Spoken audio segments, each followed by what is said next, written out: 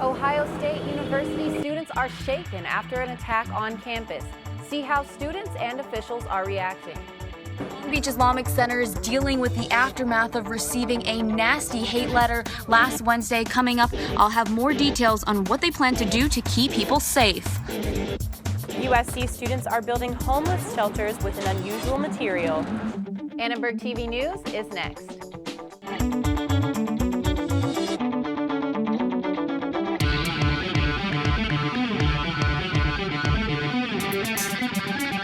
Live from USC, you're watching Annenberg TV News. It's scary. It was really scary. We barricaded ourselves in our rooms like we were taught, turned off our lights, and just hunkered down. Tonight, police are looking into the possibility that an attack at Ohio State University was an act of terrorism. Good evening, I'm Rachel Frayne. And I'm Etienne Smith. We're learning more about the suspect, who was a student and Somali-born U.S. resident.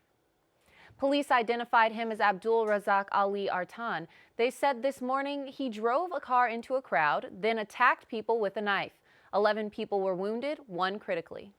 I can promise you, from the president of our university to the people that run security here, they will even up their game beyond what is really just an unbelievable, amazing, and outstanding and heroic performance on the part of our first responders.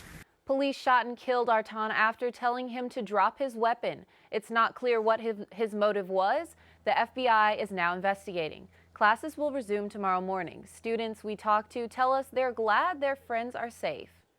A bunch of policemen came up with heavy guns and everything and started yelling everybody needs to run, get that way. And so people just started sprinting across the street. Everyone's just sort of in shock because, like I've said, it's one of those things that you never expect to happen. But I do feel fortunate that everybody that I'm close to is safe. Students at OSU are crediting their campus police with a rapid response to the attack. Students there received multiple alerts.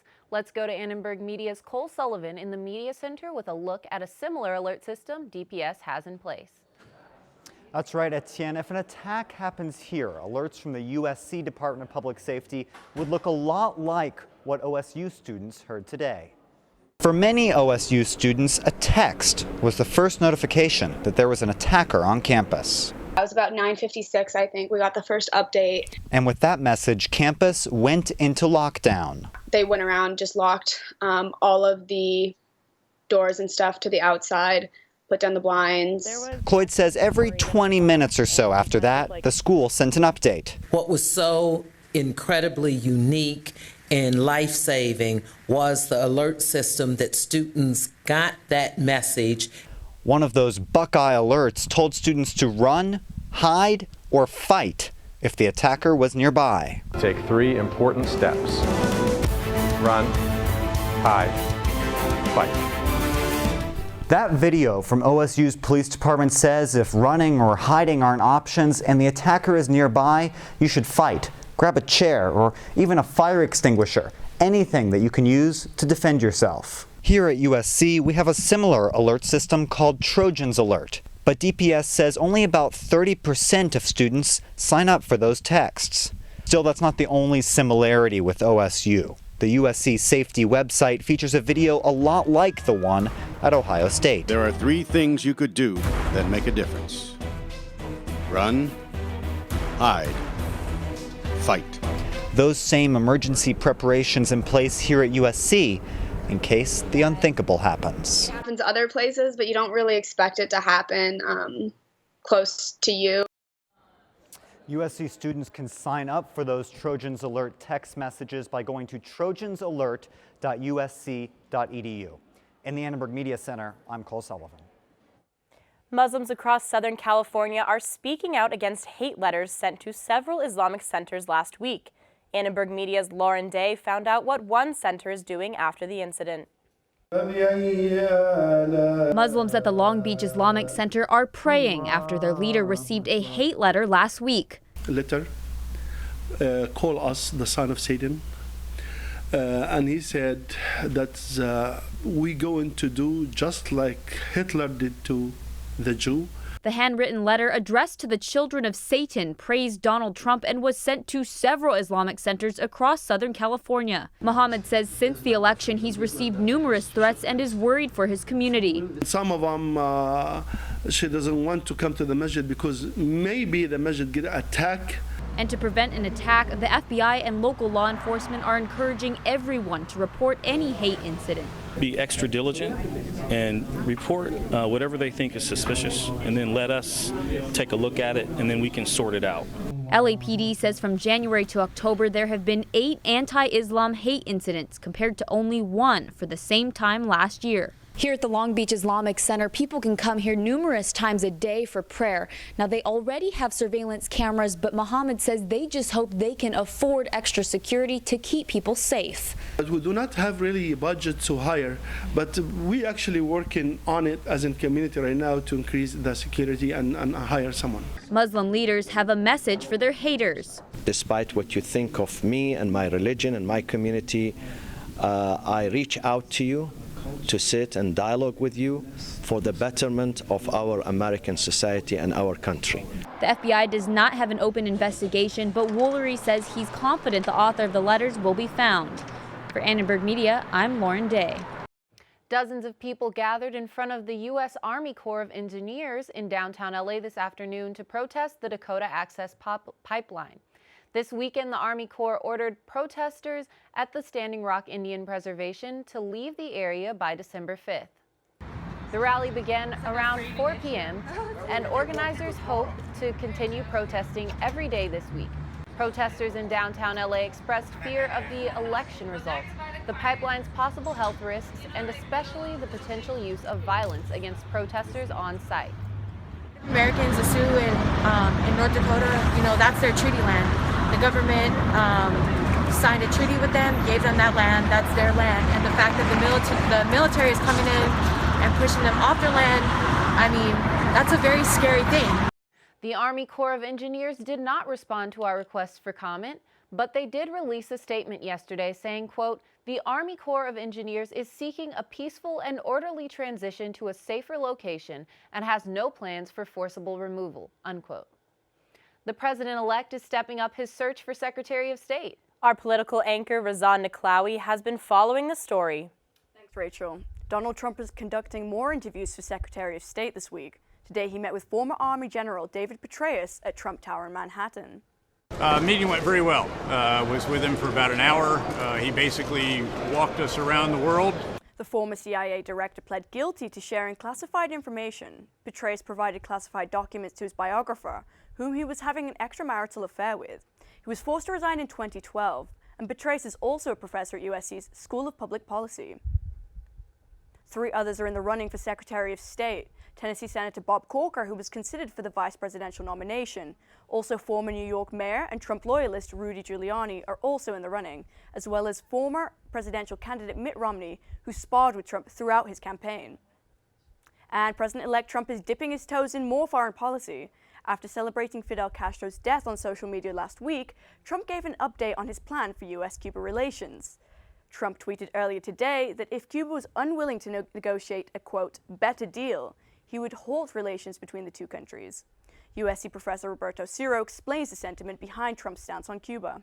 So Trump's view of this is that we gave them something and didn't get anything in return. What he can do is threaten Cuba with financial consequences at a time when its economy is quite fragile. Barack Obama restored diplomatic relations with Cuba after decades of economic sanctions and tense relations with the island nation. Cuban immigrants around the globe are showing mixed feelings about Fidel Castro's death. In Miami, immigrants are celebrating. In Cuba, many locals are mourning the death as a tragedy. I'm now joined by USC students Barbara Estrada and Vincent Rodriguez. Barbie, Vincent, thank you guys for joining me. Thank you for having us. Okay, so let's just start out with, could you guys give us a little synopsis on your Cuban background, the both of you?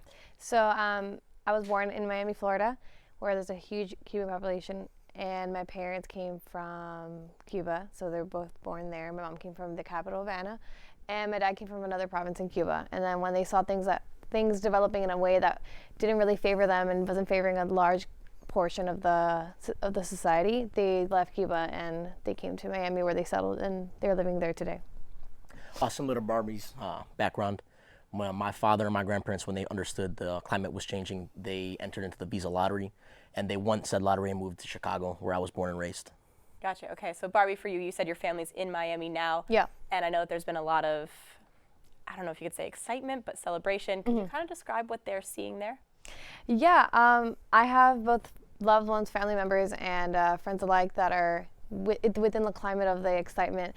And like myself, you know, there are tons of people out on the streets. I mean, when the announcement was made, it was like 2 or 3 in the morning, and immediately when the brother on state television said, "Oh, it's unfortunate for me to make the announcement that my brother has passed away," everyone just came out with their pots and pans. It's like such a tradition.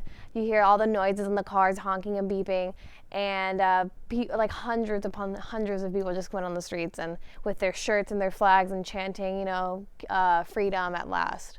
So.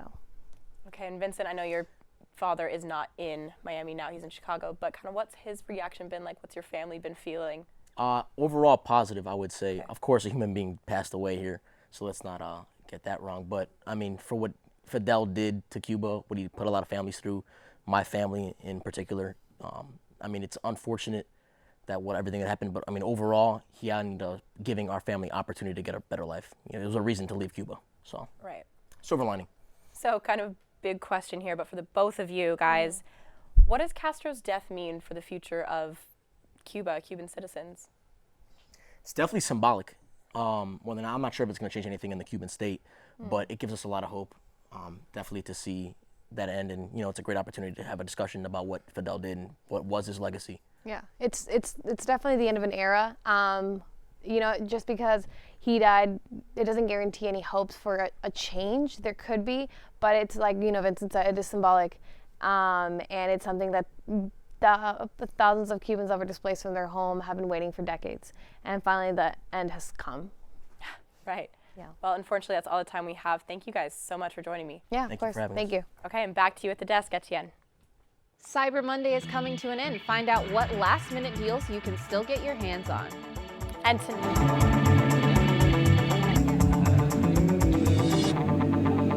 it's beginning to look a lot like Christmas. Coming up, I'll show you why there's 15 Christmas trees in Alumni Park and how you can come decorate your own. And tonight, a talent intro. Jin shows us the passion behind 17 years of training on the dance floor.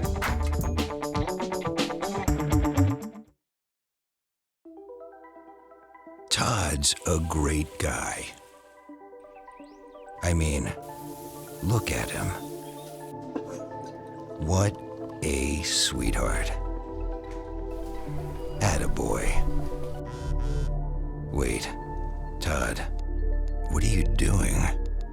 How totally selfish and un-Todd-like of you. Come on, Todd. Come on, man. Wow, these are really good. You act surprised.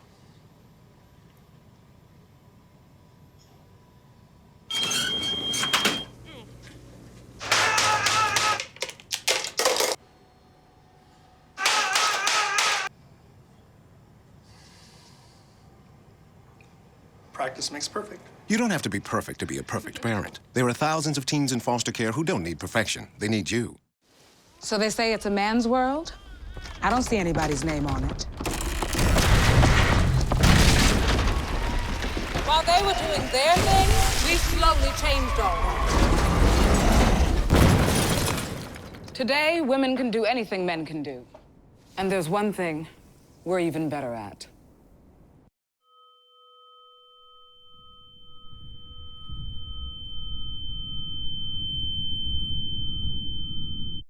You may have noticed some Cyber Monday deals started a bit early this year.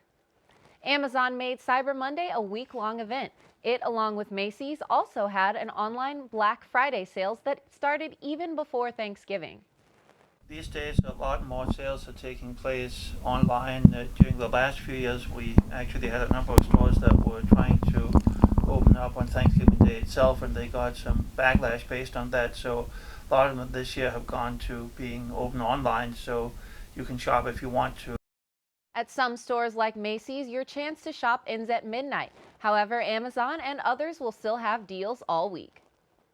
Just in time for Cyber Monday, LAPD and Homeland Security reminded consumers about the dangers of counterfeit products and how to spot them. The biggest thing right now is shopping online.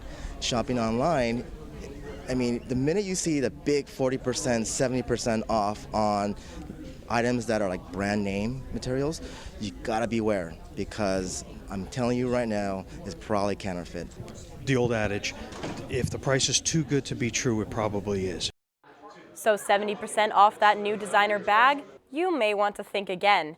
In order to protect yourself from being scammed, they recommend checking small details like spelling and packaging on brand name products and avoiding third-party sellers online. The USC campus will be getting into the holiday spirit tonight. Annenberg Media's Mark Salinger is live in Alumni Park where the festivities of trees is about to kick off. Mark? Hey guys, we are officially in the holiday season and it is beginning to feel a lot like Christmas.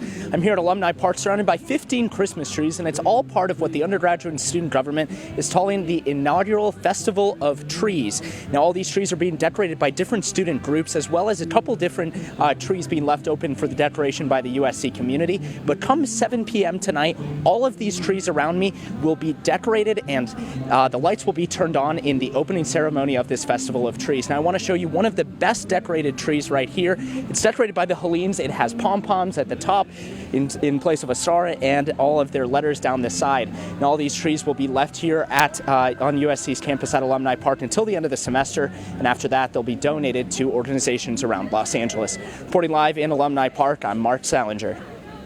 Well, I sure am excited for Christmas. Let's see if we get some of that brisk winter weather. I sure hope so, Etienne. Let's throw it over to Lauren to give us our weather.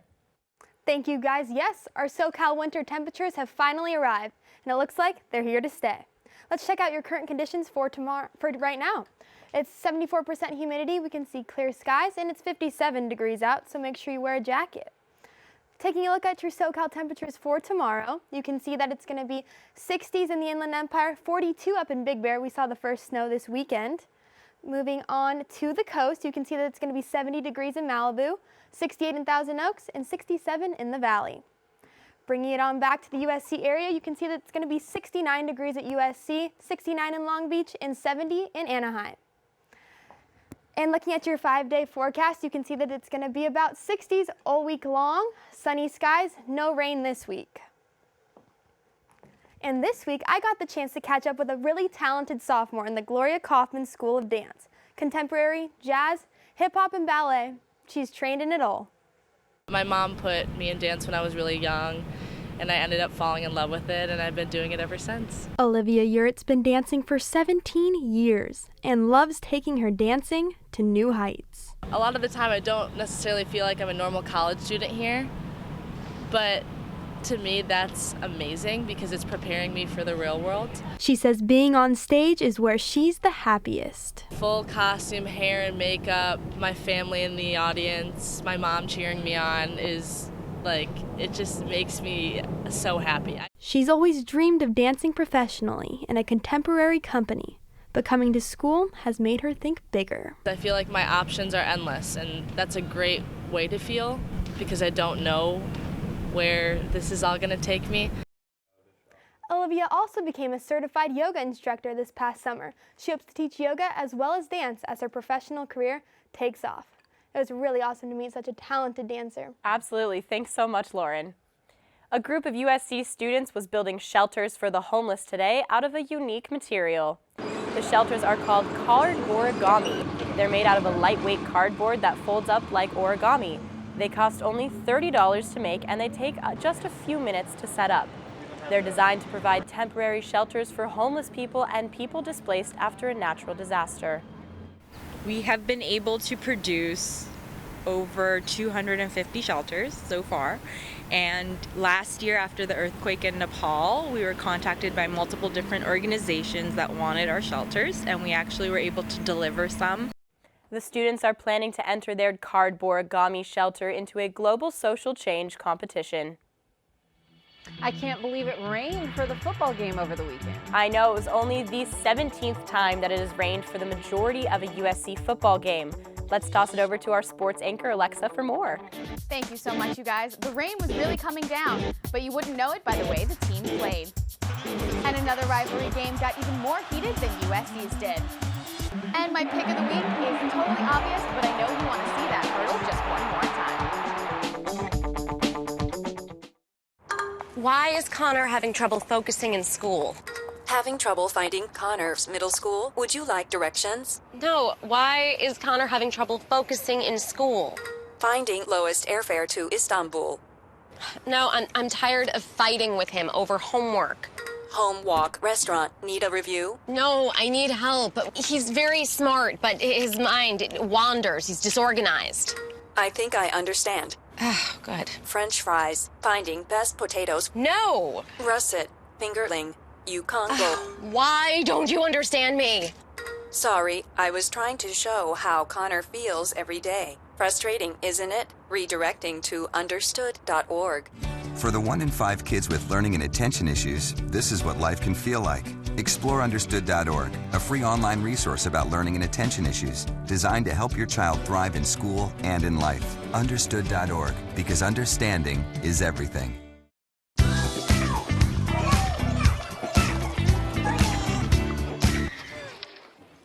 Looks like it's done.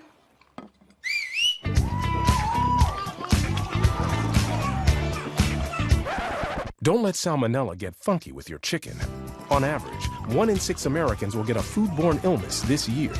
You can't see these microbes, but they might be there. So learn the right temperature to cook each type of meat. Keep your family safe at foodsafety.gov.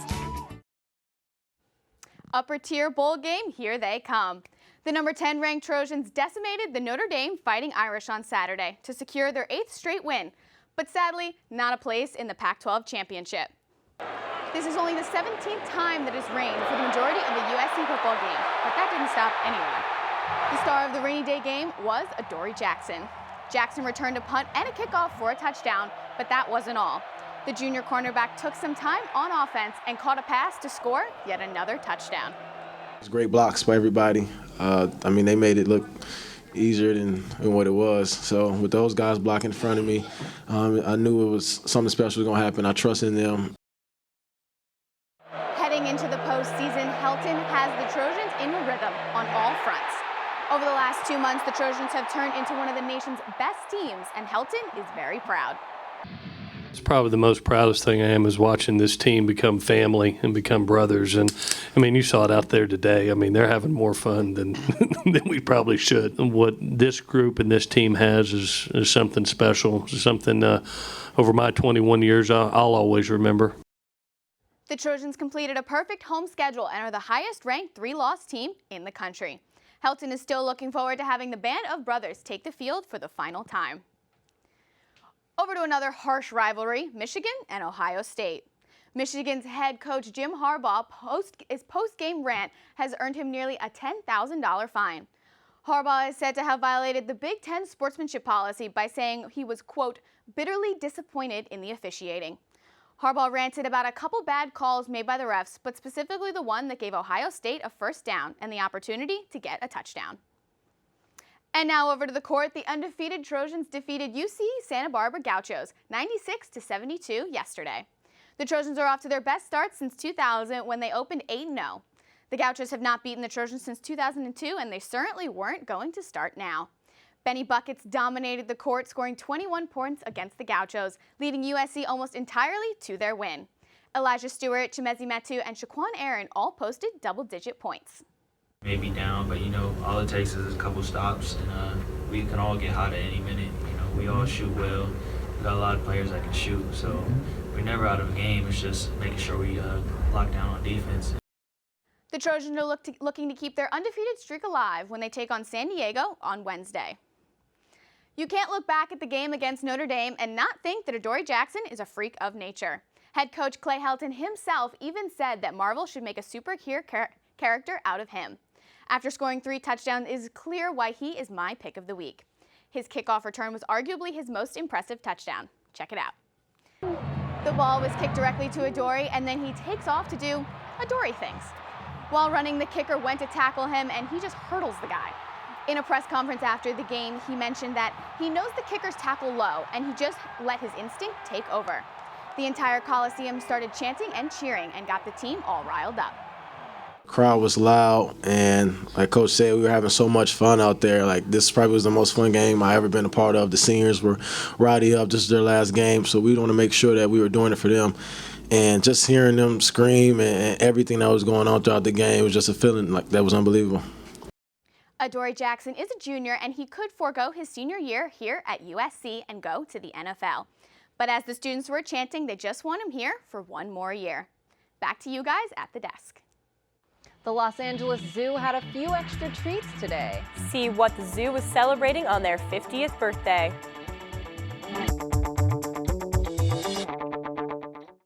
The next 30 seconds can save you a lot of money. Just do your laundry in cold and stick to full loads. Auto-sleep your computers. Plug your gadgets in a power strip and switch it off when you're done. Headed out? Turn back your thermostat by 10 degrees. And drive sensibly. The more energy you save, the more money you save. Find other great tips at energysaver.gov. Thank you, dear. Well, you're very supple. Just like I was at your age. Back then, I was a sex expert. Used to call me the buttered biscuit. I know about birth control, too. So you can ask me anything, baby.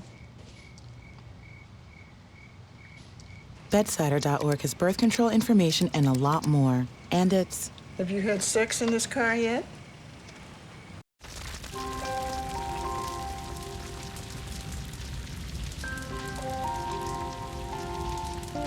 A single ember that escapes from a wildfire can travel more than a mile. That single ember can ignite and destroy your home or even your community. You can't control where that ember will land, only what happens when it does. Get Fire Adapted now at fireadapted.org. The Los Angeles Zoo celebrated its 50th anniversary today. To kick off the special day, the zoo offered admission and food half off, free birthday cake for visitors, and huge birthday cards that guests could sign. Thanks for watching Annenberg TV News. From everyone at Annenberg Media, I'm Rachel Frayne. And I'm Etienne Smith. You can watch us on the web at uscannenbergmedia.com. It's been a great semester, and from our newsroom here to you at home, thanks for watching. Good night.